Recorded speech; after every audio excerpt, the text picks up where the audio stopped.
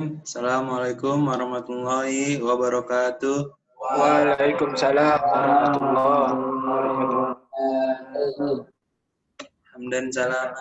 Waduh. Baik anak-anak, gimana kabarnya? Alhamdulillah. Baik, semoga Amin, amin ya Allah ya Rabbal Alamin. Qabul. baik. Hari ini kita kembali ke pertemuan selanjutnya, yaitu tentang membahas tentang bab zakat. Langsung saja ke pembahasannya. Zakat.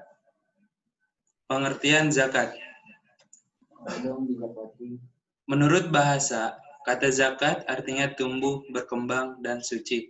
Menurut istilah, dalam kitab Al-Hawi, Al-Mawardi mendefinisikan zakat dengan nama pengambilan tertentu dari harta yang tertentu, menurut sifat-sifat tertentu, dan untuk diberikan kepada golongan tertentu. Zakat adalah jumlah harta tertentu yang wajib dikeluarkan oleh orang yang beragama Islam dan diberikan kepada golongan yang berhak menerimanya atau fakir miskin dan sebagainya. Menurut ketentuan yang telah ditetapkan oleh syarat, zakat merupakan rukun Islam yang ketiga. Dalam Al-Quran dan hadis disebutkan, pada surat At-Taubah ayat 9, pada surat At-Taubah ayat 103 disebutkan bahwa ambillah zakat dari sebagian harta mereka, dengan zakat itu kamu membersihkan dan mensucikan mereka dan mendoalah untuk mereka dan Allah Maha mendengar lagi Maha mengetahui. Selanjutnya jenis-jenis zakat. Zakat terbagi menjadi dua. Yang pertama zakat nafs, yaitu zakat nafs adalah zakat yang dikeluarkan setelah menyelesaikan puasa Ramadan. Atau biasa kita sebut itu adalah zakat fitrah. Zakat ini biasanya disebut dengan zakat fitrah atau fitri karena zakat ini dihubungkan dengan bulan suci Ramadan dan hari raya Idul Fitri. Zakat fitri adalah pengeluaran yang wajib dilakukan oleh setiap muslim yang mempunyai kelebihan harta dari nafkah keluarga yang wajar pada malam hari raya Idul Fitri sebagai tanda syukur kepada Allah karena telah selesai menunaikan ibadah puasa. Yang kedua itu ada namanya zakat mal. Zakat mal adalah zakat dari harta yang dimiliki berupa emas, perak, harta perniagaan, biji-bijian, buah-buahan, dan zakat binatang ternak. Mencakup hasil perniagaan, pertanian, pertambangan, hasil laut, hasil ternak, harta temuan, emas, dan perak, masing-masing jenis memiliki perhitungannya.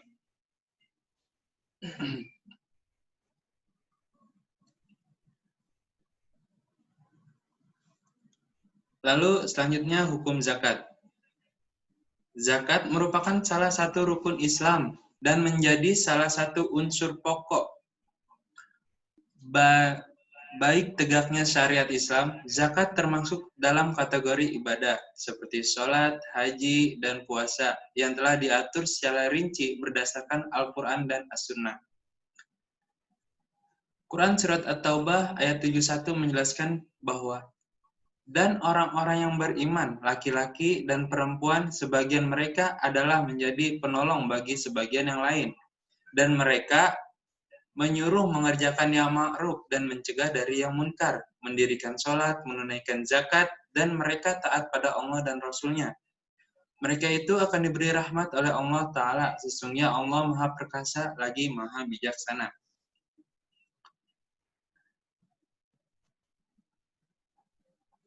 Selanjutnya adalah syarat-syarat wajib zakat. Yang pertama, tentu saja orang yang berzakat adalah muslim, tidak wajib bagi non-muslim. Yang kedua, merdeka, bukan budak sahaya. Jadi kalau budak sahaya itu tidak wajib untuk membayar zakat.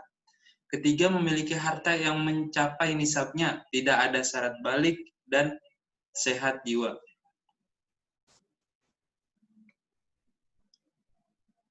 Adapun nisabnya adalah hendaklah lebih dari kebutuhan-kebutuhan penting seperti makanan, pakaian, dan tempat tinggal, kendaraan, dan sarana untuk mencari nafkah. Selama 1 tahun Hijriah, permulaannya dihitung sejak memiliki nisab dan harus cukup selama 1 tahun penuh. Untuk zakat tanaman dikeluarkan pada waktu panen. Lalu syarat-syarat wajib dizakati. Yang pertama adalah milik sepenuhnya. Milik sepenuhnya ini artinya adalah harta dimiliki dan diambil manfaatnya secara penuh. Harta tersebut didapatkan secara halal seperti usaha, warisan, pemberian negara ataupun orang lain, dan cara-cara yang sah. Jika dari cara yang haram, maka zakat atas harta tersebut tidak wajib, sebab harta tersebut harus dikembalikan kepada yang berhak atau ahli warisnya. Yang kedua, cukup haul. Cukup haul itu maksudnya adalah harta tersebut dimiliki genap setahun selama 354 hari menurut tanggal Hijriah atau 365 hari menurut tanggal Masehi. Yang ketiga, berkembang. Harta tersebut dapat bertambah atau berkembang bila diusahakan atau mempunyai potensi untuk berkembang seperti harta hasil jual beli atau investasi. Yang keempat, cukup nisab. Harta tersebut telah mencapai jumlahnya tertentu sesuai dengan ketetapan syara. Jika harta tidak sampai nisabnya, terbatas dari zakat dan dianjurkan mengeluarkan infak serta sedekah. Yang kelima, lebih dan kebutuhan pokok. Artinya apa? Kebutuhan pokok adalah kebutuhan yang diperlukan seseorang dan keluarga yang menjadi tanggungannya untuk kelangsungan hidupnya seperti belanja sehari-hari, pakaian, rumah, kesehatan, pendidikan, dan lain-lain. Yang keenam adalah bebas dari hutang. Orang yang mempunyai hutang terbesar atau mengurangi senishabnya yang harus dibayar pada waktu yang sama dengan waktu mengeluarkan zakat, maka harta tersebut terbebas dari zakat. Selanjutnya adalah hikmah zakat.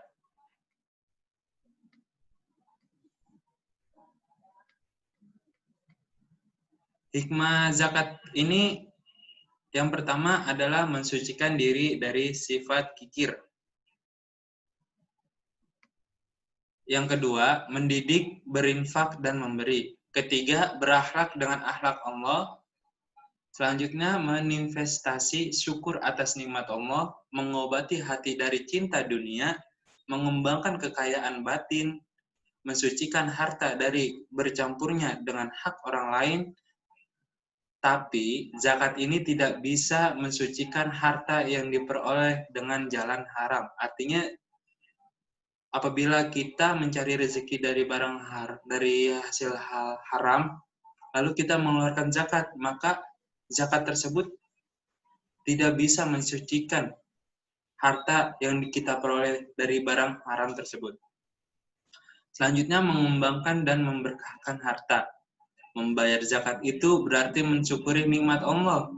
Kekayaan yang dikumpulkan oleh seseorang belum tentu dari hasil jerih payah dan keringat sendiri. Oleh karena itu, kita harus membagi kekayaan kita kepada fakir miskin. Selanjutnya adalah zakat mendidik orang jadi dermawan.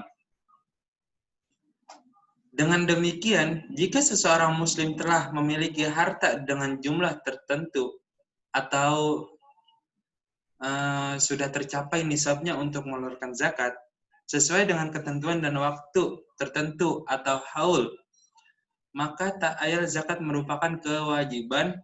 Selain karena kewajiban, zakat juga banyak mengandung hikmah. Di antaranya, hikmah berzakat antara lain, seperti yang tadi saya sebutkan di PowerPoint, dan antara lain itu terbagi menjadi 5. Pertama adalah menolong orang yang susah dan lemah dalam hal ekonomi agar ia dapat menunaikan kewajibannya kepada Allah terhadap makhluknya. Karena jelas zakat itu untuk fakir miskin, kaum duafa, dan anak yatim. Yang kedua, membersihkan diri yang mengeluarkan zakat dari sifat-sifat kikir dan akhlak yang tercela, serta mendidik agar bersifat mulia dan pemurah dengan membiasakan diri membayar amanat kepada orang yang berhak menerimanya. Jadi dengan membayar zakat kita dididik untuk selalu berbagi kepada sesama manusia. Yang ketiga, sebagai ungkapan syukur dan terima kasih atas nikmat kekayaan yang telah diberikan oleh Allah kepada orang yang mengeluarkannya. Karena dengan kita mengeluarkan zakat, maka zakat itu adalah sebagai ucapan syukur bahwa kita telah diberikan rezeki yang menurut kita melebihi kebutuhan kita, sehingga kita berhak untuk mengeluarkannya sebagai zakat. Yang keempat, untuk mencegah timbulnya kejahatan yang mungkin timbul akibat kelemahan ekonomi yang dialami oleh mereka yang menerima zakat. Artinya dengan kita mengeluarkan zakat kepada fakir miskin, kaum duafa, maka kita mencegah timbulnya kejahatan, yaitu kejahatan apa? Seperti penyakit kelaparan. Dengan kita memberikan mereka zakat, entah itu beras, makanan pokok, atau yang lainnya, maka kita telah membantu untuk memberikan mereka makanan sehari-hari. Kelima, untuk mendekatkan hubungan dan menghindari kesenjangan sosial antara miskin dan yang kaya. Artinya, dengan berzakat ini pula kita itu bisa setara. Setara dengan apa? Setara, maksud ini adalah hubungan sosial kita antara si miskin dan si kaya. Intinya, dia makan, kita makan gitu. Selanjutnya adalah manfaat berzakat. Manfaat berzakat itu terbagi menjadi 3. Pertama, bermanfaat pada segi agama. Membayar zakat akan mendapatkan pahala besar yang berlipat ganda, sebagaimana firman Allah yang artinya Allah memusnahkan riba dan menyuburkan sedekah. Quran Surat Al-Baqarah ayat 276. Dalam sebuah hadis yang muttafaqun alaih, Nabi Shallallahu Alaihi Wasallam juga menjelaskan bahwa sedekah dari harta yang baik akan ditumbuhkan, kembangkan oleh Allah berlipat ganda. Zakat merupakan sarana menghapus dosa, seperti yang pernah disabdakan oleh Rasulullah Shallallahu Alaihi Wasallam. Yang kedua, ada yang namanya faedah khulqiyah, yaitu dari segi akhlak, menanamkan sifat kemuliaan, rasa toleran, dan kelapangan dada kepada kepribadian membayar zakat. Membayar zakat biasanya identik dengan sifat rahmah atau belas kasih, dan lembut kepada saudaranya.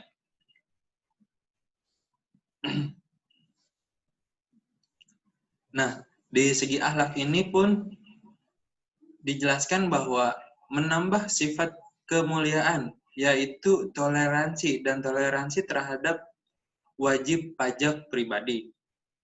Wajib pajak biasanya identik dengan sifat-sifat Rahman, yaitu yang tadi, belas kasihan, Rahman itu.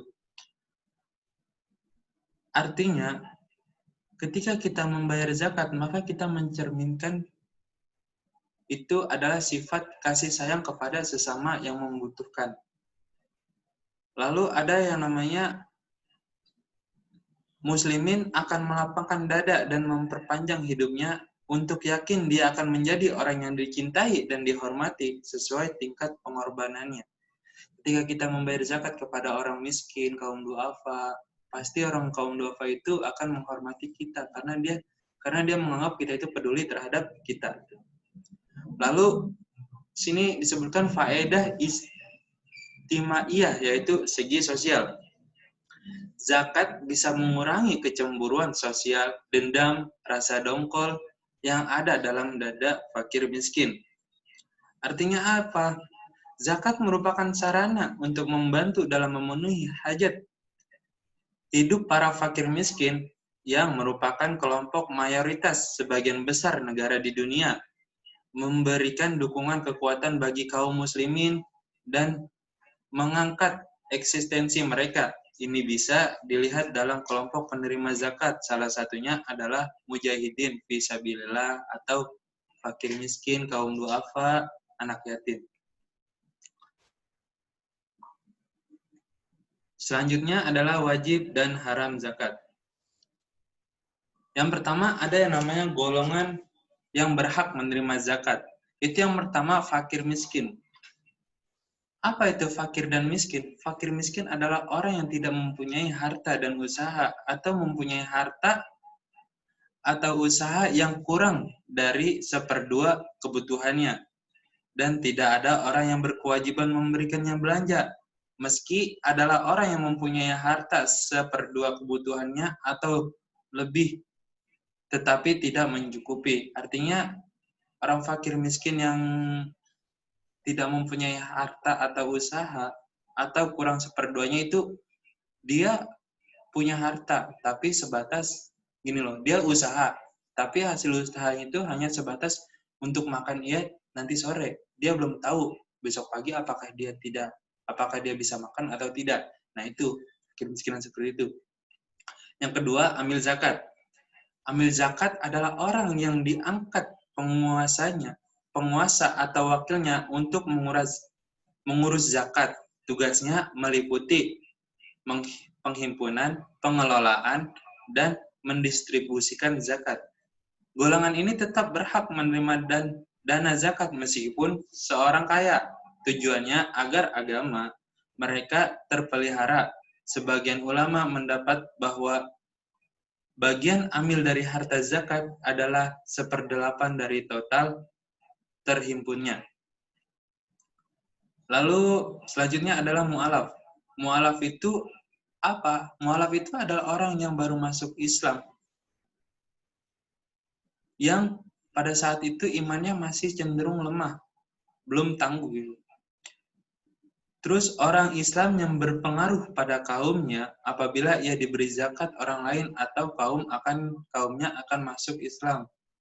Ketiga, orang yang berpengaruh terhadap orang kafir. Kalau ia diberi zakat, orang Islam akan terhindar dari kejahatan kafir yang ada di bawah pengaruhnya. Artinya, orang Islam yang pengaruh pada kaumnya, yaitu misalnya ada orang non-muslim berteman dengan orang Islam. Orang Islam tersebut terus mengajak secara perlahan non-muslim tersebut agar masuk Islam. Nah, orang tersebut wajib menerima zakat. Yang selanjutnya ada yang namanya rikob. Rikob adalah hamba yang telah dijanjikan oleh tuannya bahwa dia boleh menebus dirinya hamba atau diberikan zakat sekedar untuk menebus dirinya. Selanjutnya golim. Golim ini terbagi menjadi 3. Yang pertama, orang yang beruntung karena mendamaikan antara 2 orang yang berselisih. Orang yang beruntung untuk dirinya sendiri, untuk kepentingan mubah ataupun tidak mubah, tapi ia sudah bertobat. Ketiga, orang yang beruntung karena jaminan untuk orang lain, sedangkan ia jaminannya tidak dapat membayar utang tersebut. Selanjutnya, fisabilillah adalah orang yang belantara yang membantu dengan kehendaknya sendiri, sedangkan ia tidak mendapatkan gaji yang tertentu dan tidak dapat mendapatkan bagian dari harta yang disediakan. Selanjutnya adalah Ibnu Sabil. Ibnu Sabil adalah orang yang dalam perjalanan yang halal dan sangat membutuhkan bantuan ongkos sekedarnya sampai tujuan, seperti orang yang ingin, kadang ada orang yang pergi haji itu dengan dari Indonesia naik motor, nah itu dia berhak menerima zakat. Lalu golongan yang haram menerima zakat. Yang pertama adalah orang kafir atau ateis. Orang ini tidak berhak menerima bagian harta zakat, tetapi boleh menerima sedekah, kecuali mereka termasuk dalam kategori mu'alaf. Selanjutnya adalah orang kaya yang mampu berusaha. Seorang dikatakan kaya apabila ia memiliki sejumlah harta secukupnya untuk memenuhi kebutuhan pokok diri dan keluarganya. Selanjutnya adalah keluarga Bani Hasim dan Bani Muthalib, yaitu Ahlul Bait.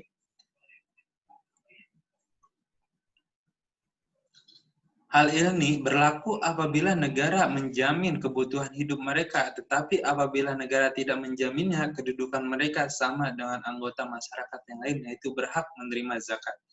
Selanjutnya adalah orang yang menjadi tanggung jawab para wajib zakat atau muzaki. Muzaki adalah orang kaya, ia masih memiliki kebutuhan. Ia masih memiliki kelebihan harta setelah digunakannya untuk mencukupinya dirinya sendiri dan keluarganya, orang yang menjadi tanggung jawabnya. Maka dari itu, jika ia melihat anggota keluarganya masih ada kekurangan, ia berkewajiban untuk memenuhi kebutuhan keluarganya terlebih dahulu. Sekian dan terima kasih. Apakah sudah paham dari pembahasan ini? Paham, paham. Insyaallah paham, Pak. Insyaallah. Lalu apakah yang menanyakan? Alhamdulillah tidak ada, Pak. Ya, tidak ada. Kita tutup kelas kita hari ini. Mudah-mudahan kita semua selalu diberi kepadanya oleh Allah Subhanahu wa taala. Amin, amin ya Allah. Ya Rabbal alamin. Dan dari saya, mohon maaf. Assalamualaikum warahmatullahi wabarakatuh.